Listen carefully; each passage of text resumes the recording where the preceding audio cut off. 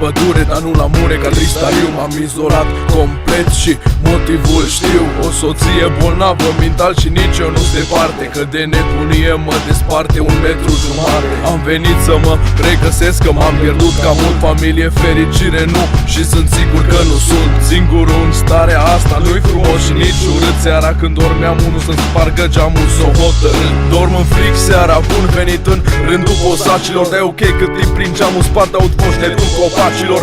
Aud și lupii noaptea, nu mi-e frică, ador cum sună. Și când mă trezesc noaptea singur zâmbesc către lună. Voiam să fiu singur, dar ei un alt dio mi-o dat și ori insistat să vorbesc cu fata asta cu un nume ciudat. Te simți foarte confuz când seara vântul se transformă în șoapte și un ghiozdan cu o busolă și o hartă e tot ce ai în spate.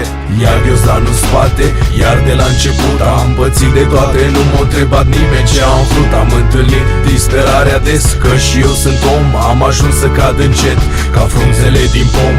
Iar ghiozdanul în spate, iar de la început am pățit de toate, nu m-a întrebat nimeni ce am vrut. Am întâlnit disperarea des, că și eu sunt om. Am ajuns să cad încet ca frunzele din pom. Am pățit ce am pățit, dar nu regret că am venit. Îmi doresc să escaladez la infinit spre răsărit. Ce-am vorbit cu voce tare rămâne în capul meu fără glumă și n-am nevoie de antene, că-s pe frecvență bună. Nici o furtună nu poate răni liniștea perfectă. Pe cont propriu am ajuns să mă simt ca o echipă completă. Când zăresc apusul mă întreb pe mine ce vrei să bem și mă duc grăbit să meditez în uda mea de lemn. Mi-am făcut singur tema, mi-am dat singur lecții, că am avut timp îndeajuns pentru nenumărate introspecții. Când petreci nopți singur renunți la căutarea jumătății, că înțelegi tot mai bine frumusețea singurătății.